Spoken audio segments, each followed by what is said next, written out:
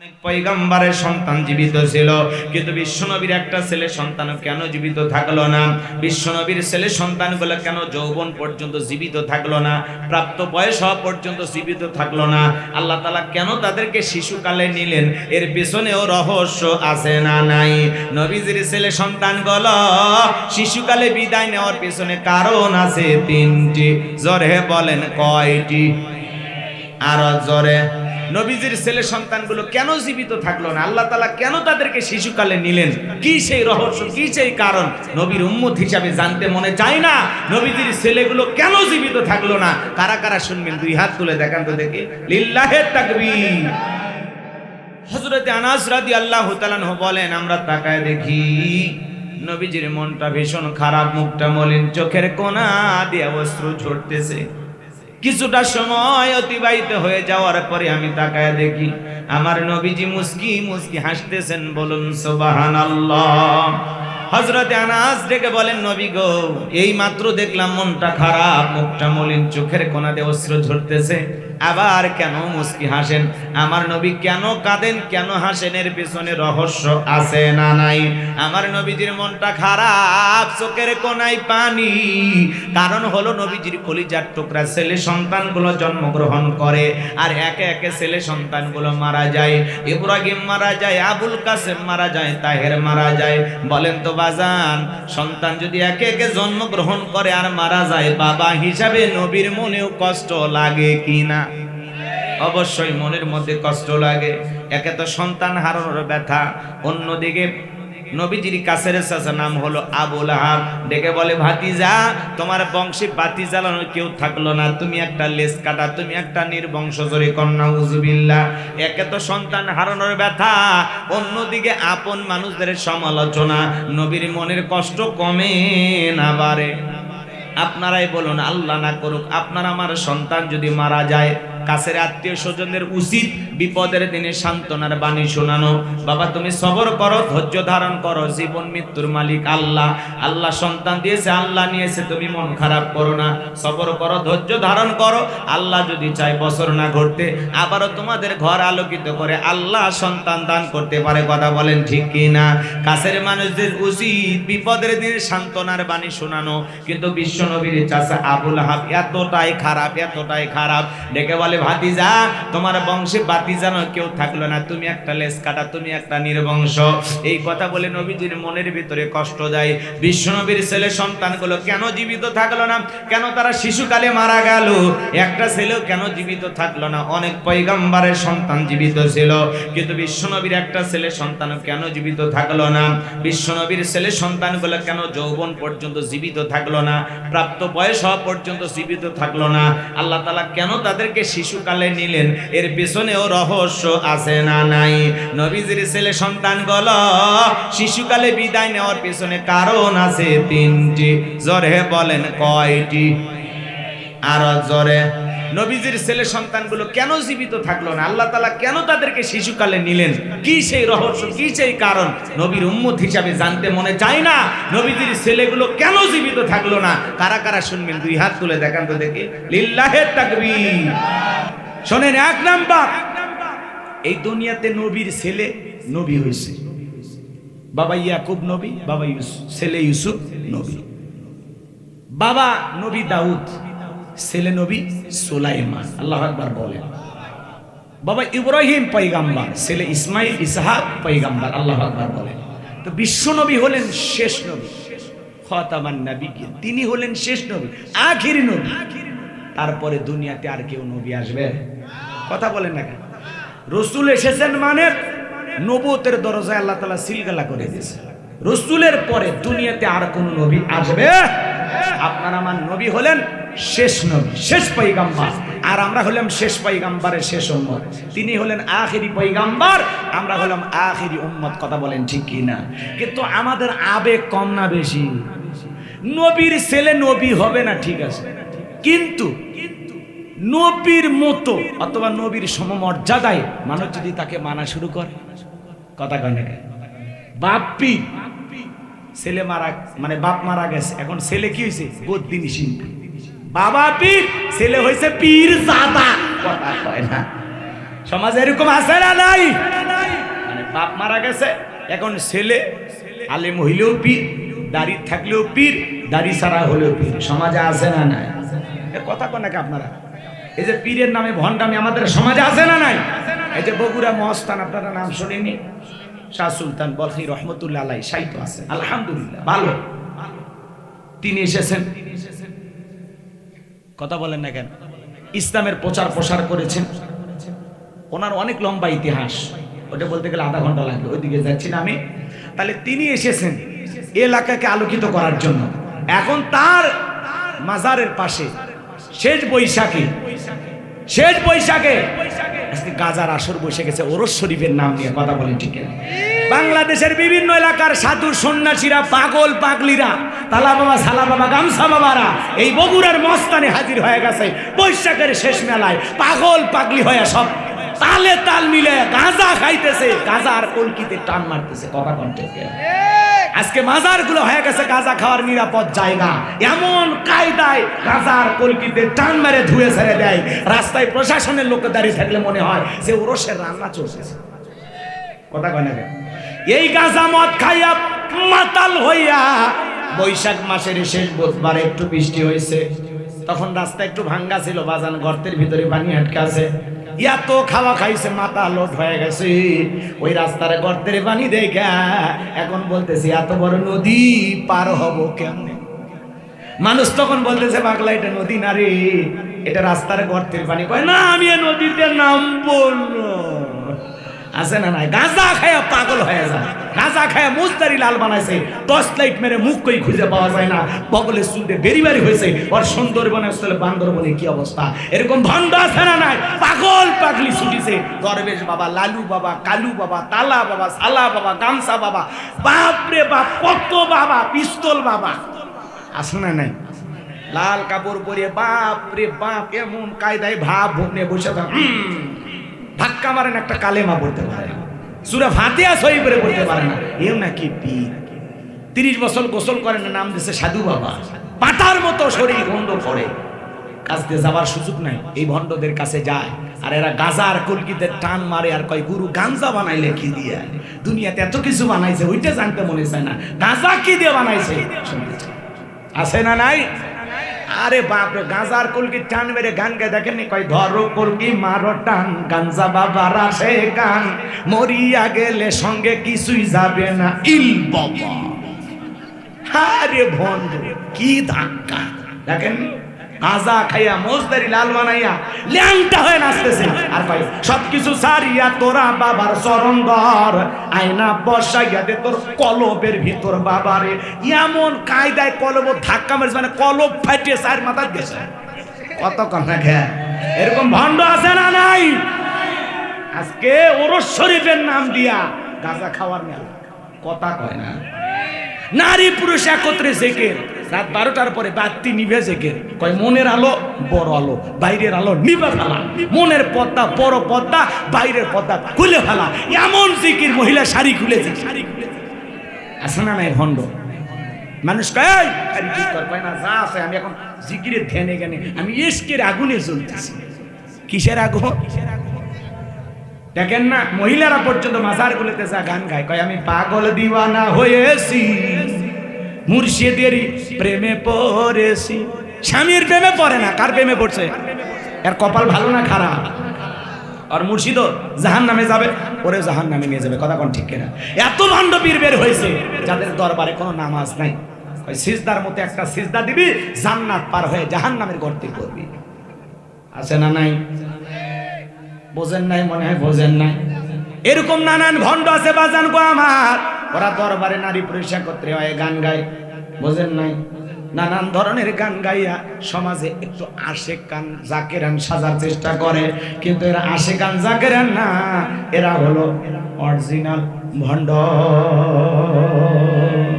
এই জন্য নারী পুরুষ একত্রে হয়ে আছে মাজারগুলোতে জিকির হয়, নিঃসন্দেহে আল্লাহওয়ালার দরবার হতে পারে না। ভালো মানুষের কাছে যাবেন, ওয়াকুনু মাস সাদিকিন, আল্লাহ বলে সত্যবাদীর মুরিদদের সঙ্গী হও। যে পীরের পা থেকে মাথা পর্যন্ত নবীর সুন্নত দিয়ে ঢাকা, যার চেহারার দিকে তাকাইলে আল্লাহর কথা স্মরণ হয়, যে পীর নিজের ইমামতিতে মুরিদদেরকে নামাজ আদায় করে, ওইটা হলো পীর। কথা কোন ঠিক কিনা? পীর ছিল শাহজালাল খানকায় পীর, রাজপথে পীর, নারাই তাকবীর হুঙ্কার দিয়েছে, গৌর গোবিন্দ পালাইতে বাধ্য হয়েছে। আল্লাহওয়ালারা ছিল, আল্লাহওয়ালাদের কারণে দেশে ইসলামের প্রচার প্রসার হয়েছে। আমরা আল্লাহওয়ালাদের বিরুদ্ধে ওয়াজ করি না, হকখানি আল্লাহওয়ালাদের সাথে আমরাও আছি, কিন্তু কোনো ভণ্ডের সাথে আমরা নাই। এ কথা বলেন ঠিক কিনা? আল্লাহ যেন আমাদের হেদায়েত দান করেন। জোরে বলেন আমিন, আর একটু জোরে বলেন আমিন। তাহলে যারা মাজারে বৈশা ওরসের নামে গাঁজা টানে, এরা পীর হতে পারে? মনে থাকবে, খবরদার গরু ছাগল নিয়ে দৌড়াবেন না। এতই বেশি হয়েছে, এলাকায় মাদ্রাসা নাই, একটা বাচ্চা ওই একটা ছাগল দেন মাদ্রাসায় দিয়ে দেন, এতিম বাচ্চারা জবাই করে খাবে, খায় আল্লাহর কোরআন তিলাওয়াত করবে, আরশের মালিক আল্লাহ খুশি হবে। গরু বেশি হয়েছে, এলাকায় গরিব মেয়ে, এতিম মেয়ে, বিয়ে হয় না, আর বিয়েতে ওটা মেহমানদারি করে 50-100 জন মানুষকে খাওয়ায় দেন, আল্লাহ খুশি হবে। আপনি বাবার দরবারে গরু ছাগল নিয়ে দৌড়াচ্ছেন, মানে ওখানে মাজারে টাকা দিয়ে লাভটা কি? কথা বলেন না কেন? আজকে পাগলা, ওই যে কিশোরগঞ্জের পাগলা মসজিদ না পাগলা মাজার আছে না, হারে টাকা কি টাকা গো, আমরা মাদ্রাসার জন্য টাকা চাই পাই না। কথা কয় না কেন? আর ওটি বাপরে বাপ, ওখানে মনে করেন প্রত্যেকবার 2 মাস 3 মাস পরে, এইবার বস্তা খুলছে 27 বস্তা টাকা, দেশি বিদেশি গহনা আছে, দেশি বিদেশি মুদ্রা আছে, গুনতে গুনতে টাকা বের হলো 9 কোটির উপরে। হাই টাকা গো, ওর থেকে 1 কোটি টাকা দিলে আমার মাদ্রাসা হয়েছে। কথা বল ঠিক কিনা?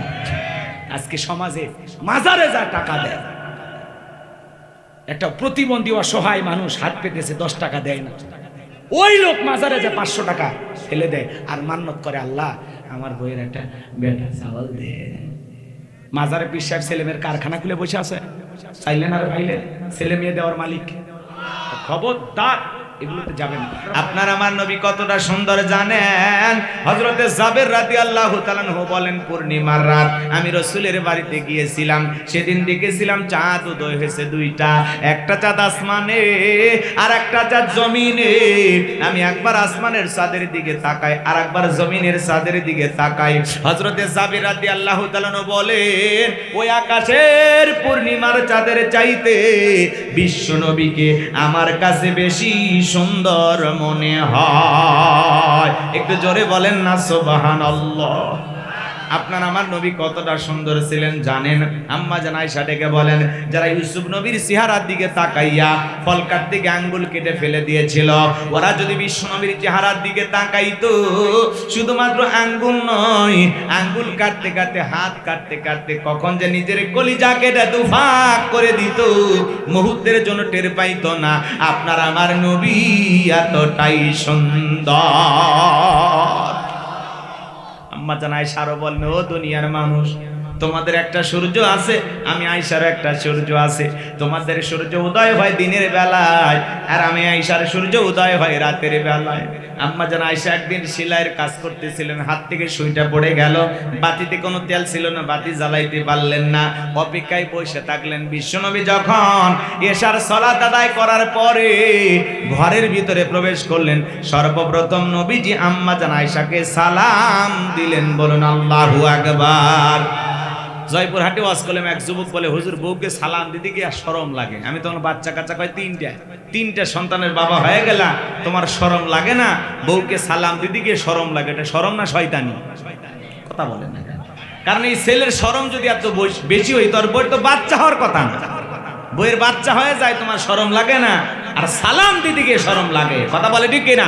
স্বামী স্ত্রীর মধ্যে সালাম আদান প্রদান হলে একে অপরের প্রতি শ্রদ্ধা, ভক্তি, বিশ্বাস, ভালোবাসা বেড়ে যায়। যেই মুখ দিয়ে বিবিকে সালাম দিবি, ওই মুখ দিয়ে বউকে গালি দিতে পারবে না। আর যেই স্ত্রী তার মুখ দিয়ে সালাম দেবে, কোরআন তেলাওয়াত করবে, ওই মুখ দিয়ে কোনোদিন শ্বশুর শাশুড়িকে গালি দিতে পারবে না, স্বামীকেও গালি দিতে পারবে না। কথা বলেন ঠিক কিনা? আর যারা গালি দেয় এরা সমাজের অসভ্য বেহায়া নারী। কথা বলেন ঠিক কিনা? কষ্ট হচ্ছে আপনাদের? সামনের দিকে যাই বাজান গো আমার, আমি গুনাহগার যে কথা বলতে চাচ্ছিলাম, হৃদয়ের কান পেতে কথাগুলো শুনে যান। আম্মা জান আয়েশা ডেকে বলেন, নবীজি আমাকে সালাম দিয়ে ঘরের ভিতরে প্রবেশ করলেন। নবীজির চেহারার আলোতে সুইটা কই পড়ে আছে আমি পরিষ্কার দেখতে পেয়েছি। বলুন সুবহানাল্লাহ।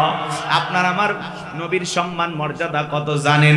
যে নবী হ্যাঁ বললে পুরো পৃথিবীবাসীর জন্য আল্লাহ পাক হালালে পরিণত করে দেয়, যে নবী না বললে পুরো পৃথিবীবাসীর জন্য আল্লাহ পাক হারামে পরিণত করে দেয়, যে নবী জমিনে পা তুললে মাওলা পাকের আরশে আজিমে পৌঁছে যায়। আল্লাহু আকবার বলেন। যেদিন আরশে আজিমে গেছেন মাওলা পাকের সাক্ষাৎ, আল্লাহর দিদারে, যেদিন রাসূল মিরাজ করতে গিয়েছিলেন এ বাজান, সেদিন রাসূলের পায়ের জোড়া, পায়েতে যে জোড়া স্যান্ডেল ছিল, সেরা সেরা সেরা স্যান্ডেল নিয়ে কই গেছে? আরশে আজিমে। আল্লাহু আকবার বলেন।